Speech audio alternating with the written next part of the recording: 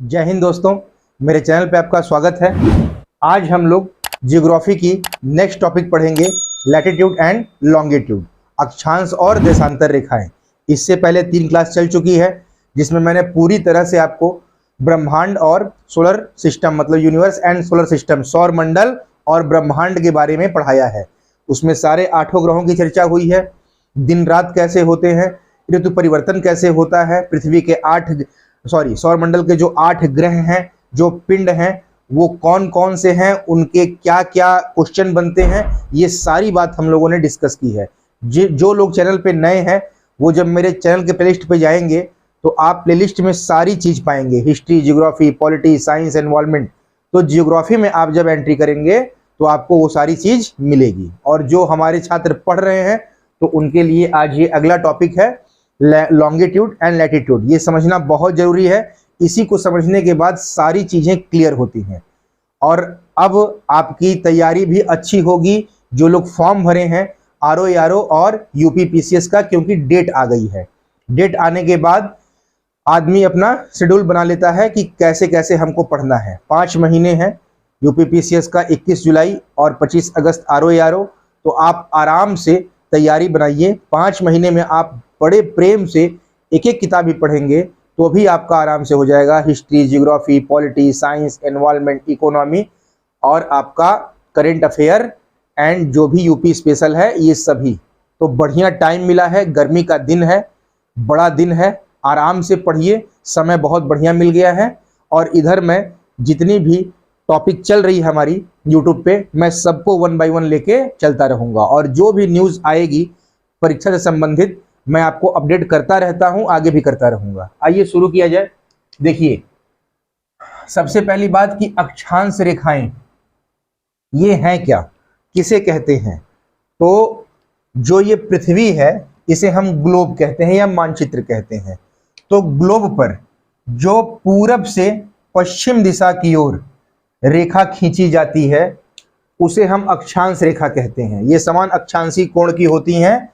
ये आपका 0 डिग्री से 90 डिग्री नॉर्थ और 0 डिग्री से 90 डिग्री साउथ, समझ रहे हैं? मतलब सदर्न पोल एंड नॉर्दर्न पोल, उत्तरी ध्रुव और दक्षिणी ध्रुव तक जो रेखा ग्लोब पर पश्चिम से पूरब की तरफ खींची जाती हैं वो सभी अक्षांश रेखाएं कहलाती हैं। इनसे क्वेश्चन जो बनते हैं कि सबसे पहली बात कि ग्लोब या मानचित्र पर जो आपकी कुल अक्षांश रेखाएं हैं इनकी संख्या कितनी होती है?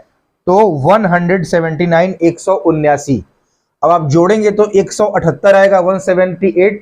तो लोग भूल जाते हैं जो 0 डिग्री की अक्षांश रेखा, ये भी तो एक है जो इक्वेटर है, विषुवत रेखा। तो ग्लोब या मानचित्र पर सभी जो अक्षांश रेखाएं हैं उनकी संख्या होती है 179, जिसमें 89 89 उत्तरी गोलार्ध में और 89 89 दक्षिणी गोलार्ध में, और 0 डिग्री की अक्षांश रेखा इसलिए संख्या है 179। ठीक है। दूसरा पॉइंट जो बनता है वो क्या है कि ग्लोब पर 90 डिग्री उत्तरी और 90 डिग्री दक्षिणी एक बिंदु होती है, इसलिए इन पर अक्षांश रेखाएं नहीं खींची जा सकती। आपको ये लाइन तो सिंपल लगेगी, लेकिन जब कथन और करण वाले क्वेश्चन आते हैं उस समय आपको वेरीफाई करना होता है कौन सही है, व्याख्या सही है कि नहीं। तब आपको ये जानना जरूरी है कि 90 डिग्री नॉर्दर्न एंड सदर्न ये क्या है, ये एक बिंदु होती है और इस पर हम अक्षांश रेखाएं नहीं खींच सकते। ऐसा क्यों? क्योंकि अक्षांश रेखाओं खींचने के लिए 2 बिंदुओं की आवश्यकता होगी, यहां सिंगल। ठीक है। अगला पॉइंट है कि 2 अक्षांशों के बीच के क्षेत्र को मेखला या पेटी कहते हैं। जैसे हर ये 2 अक्षांश का बीच का क्षेत्र है तो ये आपका क्या हो गया, ये मेखला या पेटी हो गई। ये मेखला या पेटी, ये सभी अक्षांशों के बीच का क्षेत्र क्या है, मेखला या पेटी है। दूसरी बात, अगली नेक्स्ट पॉइंट कि 2 अक्षांशों के बीच की जो दूरी होती है वो कितनी होती है? तो 111.13 किलोमीटर, 111.13 किलोमीटर। हर एक अक्षांश के बीच में इतनी दूरी होती है, हर 2 अक्षांशों के बीच में 111.13 किलोमीटर की। ठीक है। तो ये अक्षांश रेखाओं से संबंधित फैक्ट थे जो हर हाल में आने चाहिए। ठीक। आगे है महत्वपूर्ण अक्षांश रेखाएं, इंपॉर्टेंट लैटिट्यूड लाइंस। ठीक है। इसको ध्यान से देखिए, इस चित्र से बहुत क्लियर होगा। और जो लोग मेरी इसकी पहली क्लास देखे होंगे, पिछली क्लास, उसमें मैंने बकायदे जो ये 4 डेट मैंने लिखा है, इसको बकायदे बताया था पूरे मैप बना के। तो जो लोग नहीं देखे हैं उसको देख लीजिएगा, जो देखे हैं वो तो इस बात को समझेंगे कि ये वही तिथि मैं लिखा हूं जो मैंने बताया था आपको डायग्राम से, कि इन तिथियों पर पृथ्वी पर सूर्य की किरण लंबवत पड़ती है, एकदम सीधी पड़ती है, ठीक है। तो ऋतु परिवर्तन होता है। देखिए, तो अक्षांश रेखाओं का नाम है, आप सभी जानते हैं कि ये 0 डिग्री है, इसको हम बोलते हैं विषुवत रेखा, ठीक है। उसके बाद फिर आपका जो 23.5 डिग्री है नॉर्दर्न, इसे हम बोलते हैं कर्क रेखा। जो उत्तर की तरफ 23.5 डिग्री है ये कर्क रेखा है। जो उत्तर की तरफ नॉर्थ में 66.5 डिग्री है ये आर्कटिक वृत्त है, ठीक है। अब साउथ की बात किया जाए तो जो 23.5 डिग्री साउथ है इसे हम मकर रेखा कहते हैं, और 66.5 डिग्री जो साउथ है इसे अंटार्कटिक सर्किल, अंटार्कटिक वृत्त कहते हैं। फिर 90 डिग्री आपका सदर्न पोल और 90 डिग्री नॉर्दर्न पोल, उत्तरी ध्रुव। तो इससे आप परिचित हो गए रेखाओं से कि नॉर्दर्न में 0 डिग्री के बाद 23.5 डिग्री उत्तरी कर्क रेखा, 66.5 डिग्री उत्तरी आर्कटिक वृत्त, 23.5 डिग्री साउथ मकर रेखा, 23.5 डिग्री 66.5 डिग्री साउथ अंटार्कटिक वृत्त, ठीक है। अब ध्यान दीजिए कि ये जो मैंने डेट लिखा है ये क्यों इतना इंपॉर्टेंट है। ये डेट मैंने पिछली क्लास में पढ़ाया था, ये बताया ही आपको, तो उसको जरूर देख लीजिएगा जो नहीं देखे हैं। 21 जून देखिए मैंने कहाँ लिखा है, ये कर्क रेखा पर, ठीक है। मतलब कि कर्क रेखा पर 21 जून को सूर्य की सीधी किरण पड़ती है। फिर विषुवत रेखा पर 23 सितंबर और 21 मार्च को सूर्य किरण सीधी पड़ती है। आप यहाँ डायग्राम में देखिए, यहाँ आपको दिखेगा पिछली वीडियो का दिखा, देखिए यहाँ पे उत्तरी ध्रुव और दक्षिणी ध्रुव, तो आपको सामने दिख रहा होगा दोनों साइड, नीचे पृथ्वी ऊपर पृथ्वी, और देख लीजिए बीच में सूर्य है। तो इन तिथियों को क्या है, 23 सितंबर और 21 मार्च को सीधी किरणें पड़ रही हैं, और 21 जून को इधर देखिए सीधी किरणें, और 22 दिसंबर को इधर देखिए विषुवत रेखा, 22 दिसंबर को मकर रेखा पर सीधी किरणें, ठीक है। तो ये 4 तिथि वो हैं जो हर रेखाओं पर सूर्य किरण लंबवत पड़ती है।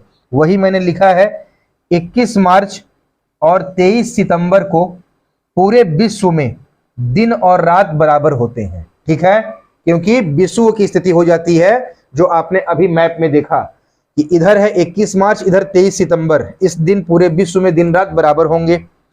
फिर जो 21 जून है जिसे हम बोलते हैं समर सोलेस्टिस, ग्रीष्म अयनांत, इस दिन पूरे उत्तरी गोलार्ध में सबसे बड़ा दिन होता है, ठीक है।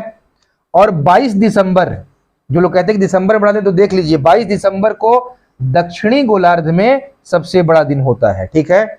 इस चीज को ध्यान रखिएगा। और बताया ही कि 21 मार्च, 21 जून, 23 सितंबर, 22 दिसंबर को सूर्य की सीधी किरणें पड़ती हैं पृथ्वी पर, ठीक है। तो मैं उम्मीद करता हूं कि आप लोग बकायदे अक्षांश रेखाएं समझ गए होंगे। और अक्षांश रेखाओं से क्या होता है, मौसम का ज्ञान होता है, वेदर चेंज होता है। अभी इतने पे इसकी बात खत्म नहीं हो जाएगी। ये बेसिक चीज बताया आपको कि पहले तो आप रेखाओं से परिचित हुए, फिर आपको मैं बताऊंगा उच्च अक्षांश, निम्न अक्षांश, मध्यम अक्षांश किसे कहते हैं, कैसे तय करते हैं कि उच्च अक्षांश है, ये निम्न अक्षांश है, किस रेखा से तय होता है। अभी इसी वीडियो में आपको ये चलेगा लेक्चर में, ठीक है। तो ये बेसिक चीज है, इसको ध्यान रखिएगा। तो जो अक्षांश रेखा है इससे मौसम की स्थिति का पता चलता है। जैसे जैसे अक्षांश, ये अक्षांश है सब, जैसे जैसे 0 डिग्री से आप ऊपर बढ़ते जाएंगे, इधर भी ऊपर है इधर भी ऊपर है, नीचे मत समझ लीजिएगा इसको, ठीक है। तो ये दोनों उच्च अक्षांश है, इधर बढ़े चाहे इधर बढ़े, जैसे जैसे अक्षांशी स्थिति बढ़ती जाएगी तो क्या होगा, आपका जो कोणीय मूल्य है देखिए 0 से 23.5, 23.5 ये बढ़ता जाएगा, और उसी तरह मौसम जो है वो ठंडा होता जाएगा। ध्रुवों पर एकदम बर्फ जमी रहती है, 0 डिग्री पर भयंकर 12 मास वर्ष भर गर्मी पड़ती है, क्योंकि सूर्य किरणें सीधी लंबवत पड़ती हैं, इधर तिरछी पड़ती हैं, इस कारण इधर धुंध और मतलब कम प्रकाश, इसलिए ठंडे का मौसम, बर्फ भी जमना। मैं आपको बकायदे इसका आगे ही पूरा डायग्राम बना के दिखाऊंगा, मैप बना के, ठीक है। अब आइए देखिए देशांतर रेखा। देशांतर रेखा क्या है भाई, देशांतर रेखा की ग्लोब पर जो रेखाएं 0 डिग्री देशांतर को इंडिकेट करके खींची जाती हैं, मतलब वर्टिकल रूप में। ये हमारी देशांतर रेखाएं हैं, ठीक है। और इन देशांतर रेखाओं से समय का ज्ञान होता है। यहां भी 0 डिग्री देशांतर रेखा होती है, जैसे यहां होती है 0 डिग्री इक्वेटर विषुवत रेखा, ठीक है। तो यहां से कई क्वेश्चन बनते भी हैं कि ये दोनों रेखाएं एक दूसरे को कहां पर काटती हैं, विषुवत और देशांतर, सब बताएंगे आपको। अंध महासागर में काटती हैं, मतलब अटलांटिक महासागर में, ये सभी किया जाएगा। आइए देखिए, 1 बाय 1 हर पॉइंट को देखा जाए, ठीक है। देखिए, ग्लोब पर 2 देशांतर रेखाओं के बीच के क्षेत्र को गोरे कहते हैं। जो ये ग्लोब पे दिख रहा है, तो हर देशांतर, ये जो बीच का क्षेत्र दिख रहा है, ये क्या है, ये आपका गोरे। हर क्षेत्र को हम क्या बोलते हैं, गोरे बोलते हैं, ठीक है। मतलब हर 2 देशांतरों के बीच के क्षेत्र को गोरे कहा जाता है। 2 देशांतर रेखाओं के बीच की जो दूरी है, ये 111.32 किलोमीटर है। वहां 111.13 किलोमीटर अक्षांशों के बीच की दूरी, देशांतर के बीच की दूरी 111.32 किलोमीटर, ठीक है। कितना है, 111.32 किलोमीटर। कुल देशांतर रेखाओं की संख्या कितनी होती है, 360 होती है। इधर से लेके ये पूरी जो संख्या पूछ रहा है देशांतर रेखा की, 360 होती है, ठीक है। जिसमें 180 पूर्वी गोलार्ध में और 180 आपका पश्चिमी गोलार्ध में होती है, ठीक है। तो ये आपके एग्जैक्ट 360 है, ठीक। 2 देशांतर के बीच की दूरी ध्रुवों पर क्या होती है, 0 होती है। इसको ध्यान रखिएगा, देख लीजिए, ये क्या है, 2 देशांतर रेखाओं के बीच की दूरी ध्रुवों पर क्या दिख रही है, वो 0 दिख रही है, ठीक है। तो ये है देशांतर रेखा, इससे समय का ज्ञान होता है। और हर एक देशांतर पर 4 मिनट का अंतर होता है, ठीक है। बकायदे अभी आपको मैं लिखवाऊंगा, निश्चिंत रहिएगा। इसके बाद फिर अभी इसी के बाद चलना है। तो इतना बेसिक चीज समझ गए कि हर देशांतर पर 4 मिनट का अंतर होता है। मतलब इधर पूरब है, इधर पश्चिम है। पहले बात को यहीं समझ लीजिए, फिर तो आगे मैं समझाऊंगा ही। ये जो आपका दिख रहा है 0 डिग्री देशांतर, ये वो रेखा है जो कई देशों से होके गुजरी है, जो मैं बकायदे आपको मैप के द्वारा दिखाऊंगा, ठीक है।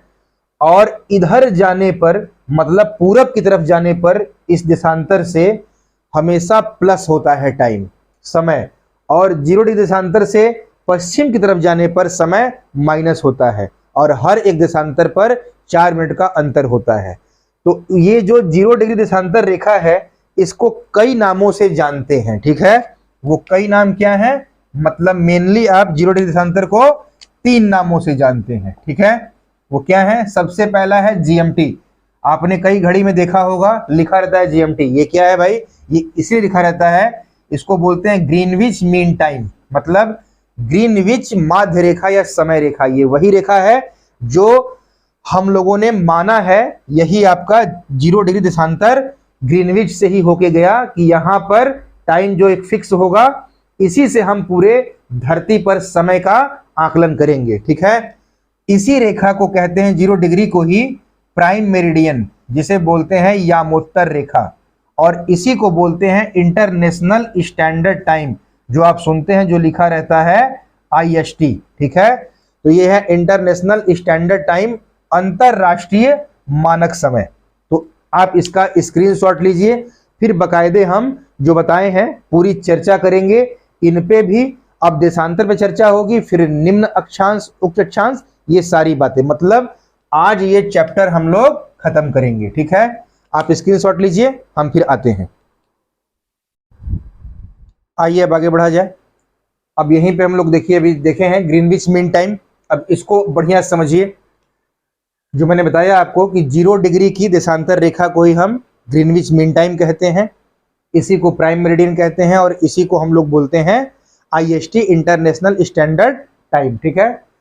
देखिए, ये इंग्लैंड के निकट 0 डिग्री देशांतर पर स्थित ग्रीनविच वेधशाला से गुजरने वाली काल्पनिक रेखा को प्राइम मेरिडियन कहा जाता है, ठीक है। कि ग्रीनविच मीन टाइम क्या है या प्राइम मेरिडियन क्या है, तो इंग्लैंड के निकट 0 डिग्री देशांतर पर स्थित ग्रीनविच वेधशाला से गुजरने वाली जो काल्पनिक रेखा है, इसी को बोलते हैं प्राइम मेरिडियन। इसे देखिए, मैंने मैप से बनाया है आपको कि याद करने में आसानी होगी। वर्ल्ड मैप के कुछ देशों के भाग है जहां से हमारा 0 डिग्री देशांतर रेखा गुजरती है। ठीक है, इधर है north America and south America, ये बीच में आपका अटलांटिक महासागर यहीं पे है, जो देश गुजर रहे हैं यहाँ 0 डिग्री देशांतर से। और इधर है यूरोप, अफ्रीका की ये सब देश हैं। और उसके बाद फिर आपका भारत, इधर आपका रसिया, नीचे ऑस्ट्रेलिया। वर्ल्ड मैप आप समझिए, जो देखे होंगे तो समझते होंगे। मैंने बीच के पार्ट को बनाया है क्योंकि हम लोगों को फोकस करना है 0 डिग्री देशांतर कहाँ कहाँ से गुजर रही है। ठीक है, देखिए ये सबसे पहले क्या लिखा कि इंग्लैंड के निकट से गुजरती है। ठीक है, तो यूके पहली कंट्री, तो नंबरिंग करते चलिएगा।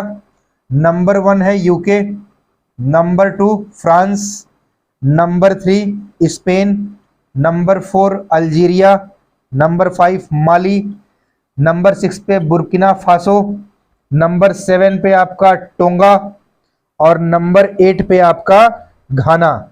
और लास्ट में जो 0 डिग्री देशांतर है वो अंटार्कटिक कॉन्टिनेंट, मतलब आपका जो अंटार्कटिक महाद्वीप है वहां जाके ये मिल जाती है। ठीक है, तो इस रेखा से मतलब 0 डिग्री लॉन्गिट्यूड जो है, इससे 8 कंट्री से ये होके रेखा गुजरती है। ठीक है, तो ये क्वेश्चन बन गया। अच्छा, याद कैसे होगा, इसके लिए मैंने आपको ट्रिक बनाया है। घाट में बीएसएफ, मतलब बीएसएफ जानते ही हैं, बॉर्डर सिक्योरिटी फोर्स, तो एक ट्रिक है घाट में बीएसएफ। घाट GH जो है, ये पहला वर्ड यहां 2, GH से आपका घाना, फिर है आपका A से, A फॉर अल्जीरिया, फिर T से टोंगा, फिर M से माली, फिर E से आपका इंग्लैंड, फिर आपका B से बुर्किना फासो, S से स्पेन और F से फ्रांस। तो घाट में BSF, GS से घाना, A से अल्जीरिया, T से टोंगा, M से माली, E से इंग्लैंड, फिर है आपका B से बुर्किना फासो, फिर S से स्पेन, F से फ्रांस। देखिए चुटकी में आपको याद हो गया घाट में BSF। और ये आपके मैप से क्रम है, क्रम से पूछे तो जब आप ये याद कर लेंगे तो आराम से फिर क्रम भी बता लेंगे। अच्छा, यूके है, फ्रांस, स्पेन, अल्जीरिया, माली। अब यहाँ से अफ्रीका में घुस गए, ये यूरोप में थे। अल्जीरिया, माली, बुर्किना फासो, टोंगा और घाना, यहाँ से ये 0 डिग्री लॉन्गिट्यूड गुजर रही है। दूसरी बात, हमेशा पूछ देता है कि 0 डिग्री की अक्षांश रेखा और 0 डिग्री की देशांतर रेखा, मतलब 0 डिग्री लैटिट्यूड एंड लॉन्गिट्यूड, एक दूसरे को किस जगह पे काटते हैं, वो है अटलांटिक महासागर। जहां से ये गया है और जहां से इक्वेटर जा रही है, ये दोनों एक दूसरे को जहां काटते हैं वो अटलांटिक महासागर है, इसी को बोलते हैं अंध महासागर। ठीक है, दूसरी बात देखिएगा, कुछ देशों में, ठीक है, अत्यधिक देशांतरीय विस्तार है। मैं अपने इंडिया के मैप से आपको समझाऊंगा ये क्या पॉइंट है। कुछ देशों में अत्यधिक देशांतरीय विस्तार के कारण एक से अधिक मानक समय की व्यवस्था की गई है। जैसे क्या, हमारे यहाँ आप देखते हैं कि 82.5 डिग्री केवल यही ना भारतीय मानक समय माना गया है। एक समय रेखा से पूरे भारत का समय बताया जा रहा है, लेकिन कई देशों में क्या बताया आपको कि अत्यधिक देशांतरीय विस्तार है, इसके कारण एक से अधिक टाइम जोन है। जैसे यूएसए में 7 टाइम जोन है, रसिया में 11 टाइम जोन है और ऑस्ट्रेलिया में 3 टाइम जोन है। इसका मतलब कि यूएसए में एक देश में 7 टाइम जोन है, अलग अलग समय एक ही देश में है। रसिया इतना बड़ा है क्षेत्रफल में, यहाँ 11 समय एक ही देश में चल रहा है, मतलब अंतर है, एक ही देश में समय का अंतर है। ठीक है, ऑस्ट्रेलिया में 3 समय जोन है। तो यहां तक आप बात समझ गए होंगे कि 0 डिग्री लॉन्गिट्यूड, और आप जान जाइए कि ये जो इतने देशों से गुजर रही है, तो ये क्वेश्चन पूछता है। दूसरी बात कि बताया जो आपको मैंने यही था, स्क्रीनशॉट जो आप ले रहे थे, कि 0 डिग्री देशांतर जो रेखा है, ये ग्रीनविच जो वेधशाला है उसी से गुजरने वाली काल्पनिक रेखा है। तो जो यहां पे जब दिन का 12 बजता है, ध्यान समझिएगा, यहां दिन का 12 बजता है तो हमारे भारत में शाम के 5:30 बजते हैं। और पीछे जो देश है अमेरिका, उधर आपको सुबह के 5:30 बजेंगे। मतलब कि इधर आने पर, इधर का मतलब जब ईस्ट बढ़ेंगे तो इधर आपका प्लस होगा, और वेस्ट बढ़ेंगे ये तो ईस्ट ही से, मान भारत तो ईस्ट ही है पूरा। जब वेस्ट आएंगे 0 डिग्री से, इधर आपका प्लस होगा और इधर आपका माइनस होगा। ठीक है, मतलब इधर घटेगा समय, इधर बढ़ेगा। ये पृथ्वी है तो आपका 0 डिग्री देशांतर यहां से बीच से जाएगा तो इधर प्लस होगा, इधर माइनस होगा। ऐसा क्यों? क्योंकि आप जानते हैं पृथ्वी अपने अक्ष पर पश्चिम से पूरब घूमती है, एंटी क्लॉकवाइज। तो पूरब की तरफ समय बढ़ते जाता है और पश्चिम की ओर समय घटता जाता है। आप समझ गए?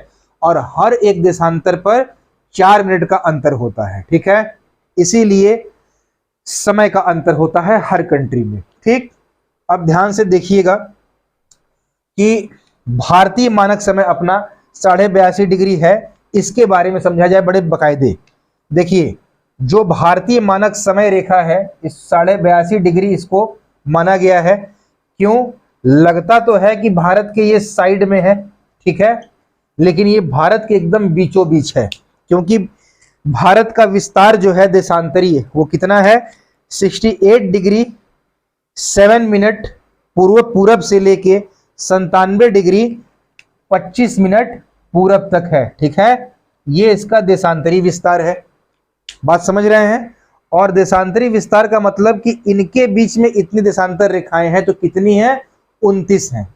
अब 29 को आप जब 2 से भाग देंगे, आधा करना है ना, इसके बीच में आधा तो वही जाएगी एकदम बीचों बीच।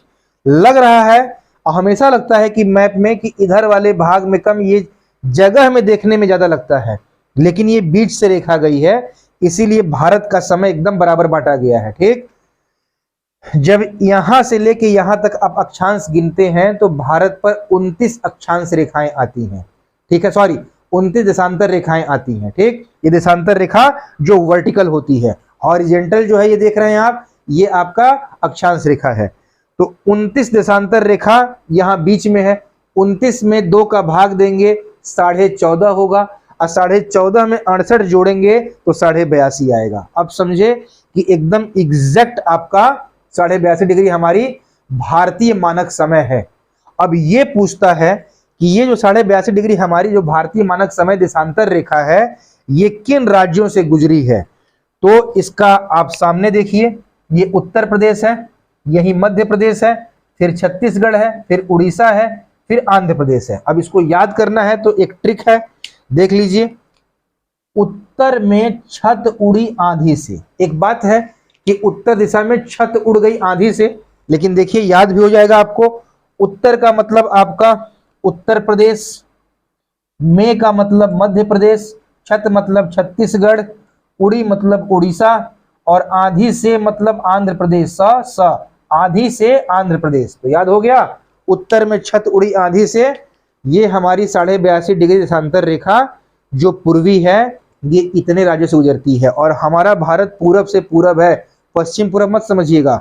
पश्चिम पूरब कहां से लेते हैं? 0 डिग्री देशांतर से लेते हैं। ठीक है, तो हम लोग पूरब की तरफ हैं। अब समझ गए कि ये है हमारी देशांतरीय स्थिति का लोकेशन, ये राज्यों का, और यही हमारा भारतीय मानक समय है।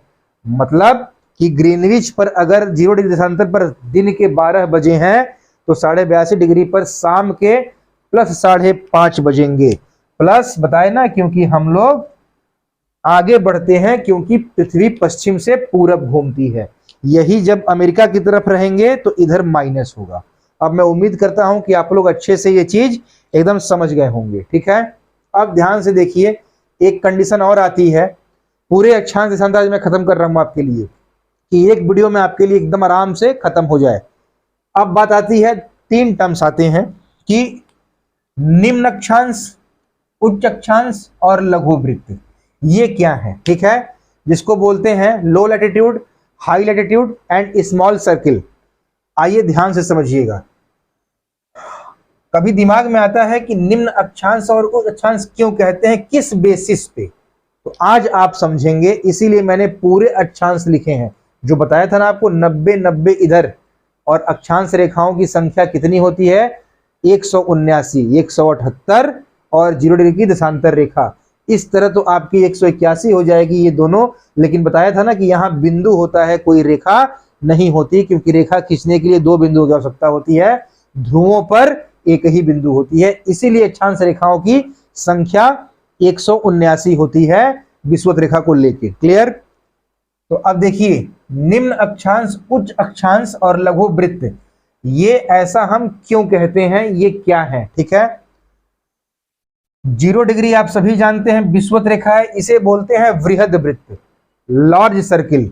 ठीक है, और इसकी लंबाई कितनी होती है? 40,076 किलोमीटर इसकी लंबाई होती है। अक्सर पूछ लेता है कि विषुवत रेखा की लंबाई कितनी होती है, तो 40,076 किलोमीटर। ठीक है, अब यहां से देखिए अक्षांशीय स्थिति बढ़ता है। क्या? 0 डिग्री मतलब इक्वेटर से जब ध्रुवों की ओर हम बढ़ते हैं तो अक्षांशों का कोणीय मूल्य बढ़ता है और उनकी लंबाई घटती है। क्या भाई, कोणीय मूल्य बढ़ रहा है, लंबाई कैसे घट रही? देखिए सामने, देखिए यहां आपका 10, 20, 30, 40, 45, 50, 60, 70, 80, 90। अब सामने देख लीजिए, जो 0 डिग्री था 10 हुआ, 20 हुआ, कोणीय मूल्य बढ़ते बढ़ते 60 हुआ। तो कोणीय मूल्य तो बढ़ा, लेकिन लंबाई क्या हो रही है? घटते जा रही है। तो पहली बात तो ये हो गई, ये कथन और कारण में क्वेश्चन पूछ सकता है, फैक्चुअल। दूसरी बात, ये मैंने बीच में 45 डिग्री डॉट डॉट डॉट बनाया है, नॉर्थ एंड साउथ। ठीक है, तो यही 45 डिग्री से हम तय करते हैं। अब समझ में आया क्यों बोलते हैं उच्च अक्षांश हाई लैटिट्यूड और क्यों बोलते हैं निम्न अक्षांश लो लैटिट्यूड? ये आपका 45 डिग्री की north and south latitude line ही तय करती है कि 45 डिग्री नॉर्थ से ऊपर रहेगा, इसे हम बोलेंगे उच्च अक्षांश। 45 डिग्री साउथ से ऊपर रहेगा, इसे बोलेंगे उच्च अक्षांश। और इधर से नीचे और इधर से नीचे मतलब 45 से नीचे नॉर्थ एंड साउथ, इसे बोलेंगे हम लोग निम्न अक्षांश। अब बात समझ में आई? देखिए मैंने यहां बकायदे लिख भी दिया है कि देखिए यहां 45 डिग्री से ऊपर तो ये है उत्तरी अक्षांश और 45 डिग्री से नीचे ये उत्तरी निम्न अक्षांश। फिर ये 45 डिग्री से, अब ये ऊंचा है, इसको नीचा मत समझिएगा। 90 डिग्री हमेशा ध्रुवों वाली स्थिति दोनों ऊंची है, उच्च अक्षांश है। अब ये आपका 45 डिग्री से ऊपर दक्षिणी उच्च अक्षांश और 45 डिग्री से नीचे इक्वेटर की तरफ दक्षिणी निम्न अक्षांश। तो मैं अब समझता हूं कि आप अच्छे से समझ गए होंगे कि 45 डिग्री की रेखा जो होती है नॉर्थ एंड साउथ, यही तय करती है कि इसके ऊपर हम उच्च अक्षांश नाम दिए हैं और इसके नीचे निम्न अक्षांश दिए हैं। ठीक है, अगर इस तरह की बात आए कि निम्न मध्य उच्च क्या है, तब सुन लीजिए, निम्न जो है आपका वो हो जाएगा 0 से 30 नॉर्थ एंड साउथ। ठीक है, 0 degree 30 degree north and south, ये आपका निम्न अक्षांश है। फिर 30 से 60 नॉर्थ एंड साउथ, ठीक है, ये आपका मध्यम अक्षांश है, मिड लैटिट्यूड लाइन्स। और फिर आपका 60 से 90 डिग्री नॉर्थ एंड साउथ, ये आपका उच्च अक्षांश है। अगर 3 तरह से बांटा जाए तब तो ये उच्च, मध्य और निम्न, 0 से 30 नॉर्थ एंड साउथ दोनों ओर लिया जाता है ना, तो आपका हो जाएगा निम्न अक्षांश 30 से 60, मध्यम अक्षांश 60 से 90, उच्च अक्षांश। और निम्न उच्च का बंटवारा कौन कर रहा है? तो ये आप ध्यान रखिए, 45 डिग्री की आपकी जो अक्षांश रेखा है, यही बंटवारा कर रही है निम्न और उच्च अक्षांश का। ठीक है, दूसरी बार क्वेश्चन पूछ देता है कि 60 डिग्री की उत्तरी और दक्षिणी अक्षांश रेखा भूमध्य रेखा के लगभग उसकी कितनी लंबाई है? तो ध्यान रखिएगा कि 60 डिग्री की उत्तरी और दक्षिणी अक्षांश रेखा जो है 60 डिग्री वाली, ये भूमध्य रेखा की आधी होती है, 1/2 होती है। मतलब एकदम आधी लंबाई, जितने में इक्वेटर जितना लंबा है उसका अगर आधा कहा जाए ग्लोब पर कि कौन सी अक्षांशीय स्थिति वाली रेखा है, तो वो 60 डिग्री नॉर्थ एंड साउथ दोनों ओर होगा ना, ये ध्यान रखिएगा हमेशा। तो वो है 60 डिग्री की भूमध्य रेखा की आधी है ये अक्षांश रेखा। ठीक है, और दूसरा क्वेश्चन बनता है कि ग्लोब पर कौन सी अक्षांश रेखा है नॉर्थ एंड साउथ जो भूमध्य रेखा की 1/6वां भाग है? तो ये है आपका 80 डिग्री की नॉर्थ एंड साउथ रेखा। और 1/2 हाफ कौन है विषुवत रेखा के? तो 60 डिग्री नॉर्थ एंड साउथ जो है ये भूमध्य रेखा की आधी है। ये आपको ध्यान हो गया, अच्छे से क्वेश्चन कर लेंगे। ये था निम्न अक्षांश, उच्च अक्षांश और लघु वृत्त, ठीक है, और बृहद वृत्त। क्लियर? अब मैंने ये क्यों बनाया है, इससे आपको पूरी तरह से अक्षांशीय स्थिति क्या बताती है? बताया था ना कि देशांतर से समय का ज्ञान होता है और अक्षांशीय स्थिति से वेदर का ज्ञान होता है, मौसम का। तो देखिए ये अक्षांशीय स्थिति है। अब इस चार्ट में मैंने लिया है तो ये नॉर्थ एंड साउथ दोनों मानेंगे, ऊपर नीचे। बार बार यही बात नीचे लिखें, इससे मैंने एक साथ करके आपको एक बार अच्छे से याद हो जाएगा कम समय में, ये इसलिए मैंने ऐसे बनाया है। 0 डिग्री नॉर्थ एंड साउथ, तो 0 डिग्री नॉर्थ एंड साउथ तो होता ही नहीं है, ठीक है, 0 डिग्री, ठीक। फिर 10 डिग्री, मतलब 0 डिग्री से 10 डिग्री नॉर्थ एंड साउथ क्या होता है? विषुवत रेखीय प्रदेश होता है, मतलब 0 डिग्री से north and south. Clear? 0 degree से नॉर्थ एंड साउथ ये क्या होता है? विषुवत रेखीय प्रदेश होता है, ठीक है। फिर 10 डिग्री से 30 डिग्री तक के पूरे ग्लोब की बात हो रही है। 10 डिग्री से 30 डिग्री नॉर्थ एंड साउथ उष्णकटिबंधीय प्रदेश होता है, ठीक है। मतलब ये तो पूरी गर्मी, ये उससे हल्की सी कम गर्मी वाला क्षेत्र। 10 से 30 डिग्री, 10 से 30 degree north and south, clear, उष्णकटिबंधीय प्रदेश। 30 डिग्री से 45 डिग्री नॉर्थ एंड साउथ जो है आपका, ये गर्म समशीतोष्ण प्रदेश, ठीक है। 30 डिग्री से 45 डिग्री नॉर्थ एंड साउथ गर्म समशीतोष्ण प्रदेश, ठीक।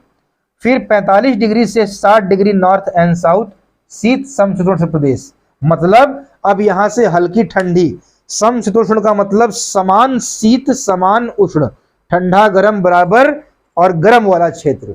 ये है 30 से 45 डिग्री। 45 से 60 में शीत की स्थिति, लेकिन समान गर्मी समान ठंडी, शीत समशीतोष्ण क्षेत्र, ठीक है। और 60 से 90 डिग्री नॉर्थ एंड साउथ ये है आपका टुंड्रा जलवायु प्रदेश। 60 से 90 टुंड्रा जलवायु प्रदेश, जैसे रसिया ग्रीनलैंड एकदम बर्फ जमी रहती है, उसे बोलते हैं टुंड्रा जलवायु प्रदेश। एकदम भयंकर ठंड, बर्फबारी वाली स्थिति। समझ गए बात को? तो ये था पूरी तरह से आपका वेदर के लिए कि पूरे ग्लोब पर जो ये अक्षांशीय रेखा है आपकी, 0 डिग्री से लेके 10 डिग्री नॉर्थ एंड साउथ, 10 से लेके 30 नॉर्थ एंड साउथ, 30 से लेके 45 नॉर्थ एंड साउथ, 45 60, 60 से 90 नॉर्थ एंड साउथ, ये जो पूरा ग्लोब पर है ये कौन से प्रदेश आते हैं? अब आप समझे, ये अक्षांश और देशांतर पूरी तरह से टॉपिक खत्म हुआ। इसमें जो कुछ भी अगर समझ में नहीं आएगा आपको, तो आप प्लीज कमेंट करिएगा कमेंट बॉक्स में कि ये समझ में नहीं आया। उसको अगले वीडियो में जो लेक्चर चलेगा मैं उसे क्लियर करते हुए तब आगे बढ़ूंगा, ठीक है। हाँ, और एक बात और याद आ गई मुझे, कई बार ये भी पूछ देते हैं कि अश्व अक्षांश किसे कहते हैं, तो ध्यान रखिएगा 30 डिग्री उत्तरी से 35 डिग्री उत्तरी और 30 डिग्री दक्षिणी से 35 डिग्री दक्षिणी की जो अक्षांश रेखा है उसे ही अश्व अक्षांश कहते हैं, ठीक है। अश्व अक्षांश हमेशा पूछे तो 30 डिग्री उत्तरी से 35 डिग्री उत्तरी अक्षांश और 30 डिग्री दक्षिणी से 35 डिग्री दक्षिणी अक्षांश को अश्व अक्षांश कहते हैं। वो हाई प्रेशर की पेटी होती है, बताया था ना कि इन लोगों के क्षेत्र को पेटी या मेखला कहते हैं, अक्षांशों के बीच को और देशांतर के बीच को गोरे। तो सब याद रखिएगा, ठीक। और आपको मेरी वीडियो अच्छी लगे तो उसको लाइक करिएगा, चैनल को सब्सक्राइब करिएगा और आपके जितने भी दोस्त होंगे, जितना भी ग्रुप होगा व्हाट्सएप, सब जगह मेरे वीडियो को शेयर करिएगा ताकि सभी लोग इस वीडियो से लाभ उठा सकें और अच्छे से अपनी तैयारी को मजबूत कर सकें। एग्जाम में जब आप बैठते हैं और जब पढ़ के जब समझ रहता है, सब याद हुआ रहता है, तब जाके जब क्वेश्चन का आंसर देते हैं तो कितनी खुशी होती है। और जब एग्जाम क्वालिफाई हो गया तो पूछना ही नहीं है, जो लक्ष्य आपका चल रहा था वो कंप्लीट हुआ। इसलिए इसको सोचते हुए, अपने भविष्य के लक्ष्य को सोचते हुए बढ़िया से तैयारी करिए। और मैं यही चाहूँगा कि जो आप लोग तैयारी कर रहे हैं उसमें आप सफल हों। हम फिर मिलते हैं नेक्स्ट वीडियो में। थैंक यू सो मच, धन्यवाद।